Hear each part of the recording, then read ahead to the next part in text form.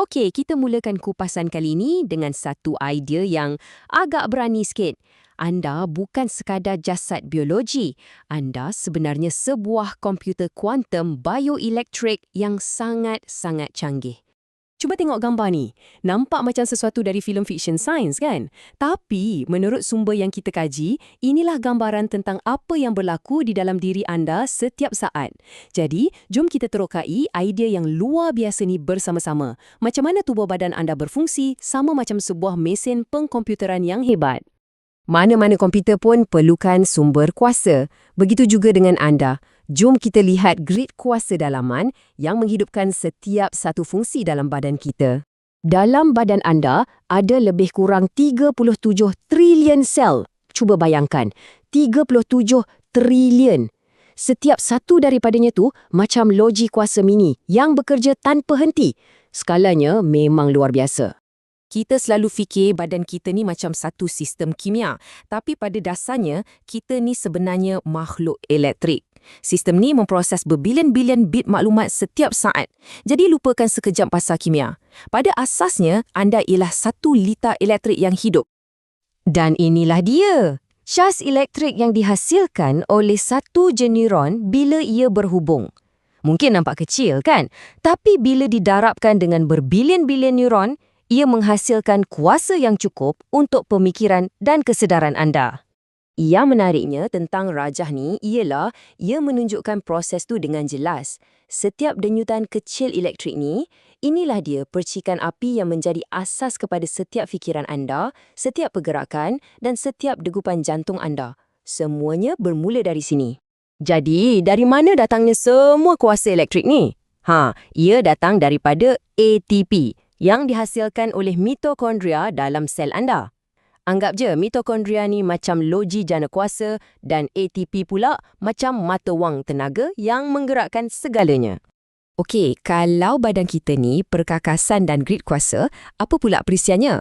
Nah, jom kita tengok DNA kita dari satu sudut yang mungkin anda tak pernah terfikir sebelum ni.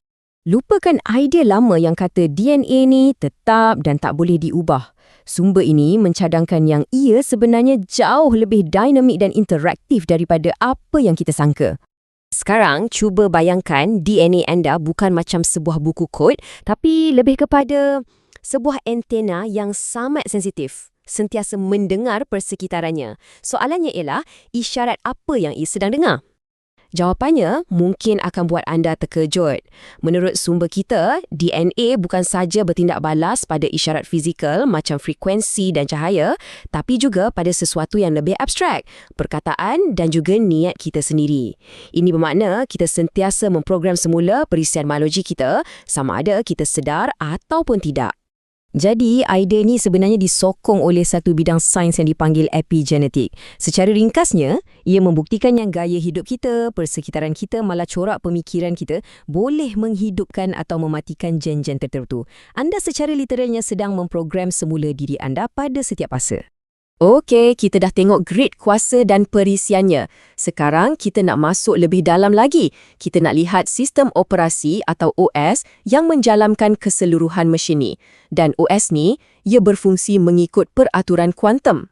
Dalam dunia kita yang biasa ni, kalau ada dinding, anda kena panjat dinding tu untuk ke seberang kan? Tapi dalam dunia kuantum yang pelik ni, zarah boleh buat benda yang mustahil. Ia boleh tembus terus melalui dinding tu. Fenomena ni dipanggil penerongan kuantum.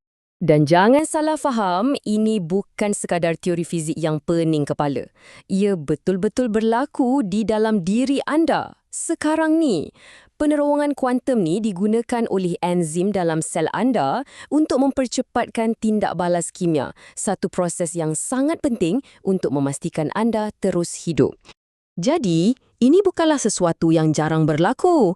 Setiap saat, badan anda sedang melakukan pengiraan kuantum. Setiap proses biologi, daripada pernafasan hinggalah ke pemikiran, semuanya adalah sebahagian daripada simfoni kuantum yang sangat kompleks ini. Sekarang, kita sampai ke bahagian yang paling penting. Kalau badan anda ialah sebuah komputer kuantum, jadi siapa penggunanya? Jawapannya, anda. Dan setiap pilihan yang anda buat mempunyai kesan yang sangat besar. Inilah idea terasnya, kesihatan badan anda bukan sekadar mempengaruhi perasaan anda. Ia secara langsung membentuk bagaimana anda mengalami dan memeroses realiti itu sendiri. Cuba tengok dua laluan yang digambarkan kat sini. Di satu pihak, bila kita bagi komputer kita input yang betul, tidur cukup, pemakanan baik, fikiran tenang, ia berfungsi pada tahap optimum. Ini membuka kita kepada persepsi realiti yang lebih jelas, lebih luas. Sebaliknya pula, bila kita abaikan, sistem kita jadi lemah dan tingkap kita untuk melihat realiti pun jadi makin kecil dan terhad. Pilihan kita lah yang menentukan laluan mana yang kita ambil. Petikan daripada sumber ni merumuskan segalanya dengan begitu baik. Ia mengingatkan kita yang setiap pilihan harian, apa yang kita makan, cara kita tidur, apa yang kita fikir, semuanya adalah arahan yang kita berikan kepada jentera kuantum ini. Jadi, kita kembali kepada anda. Anda bukan sekadar jasad biologi. Anda adalah pengguna komputer kuantum yang luar biasa ini. Dengan kuasa untuk menalar perisian dan mengoptimumkan prestasinya, persoalannya ialah, realiti manakah yang akan anda pilih untuk cipta? Pilihan tu sentiasa di tangan anda.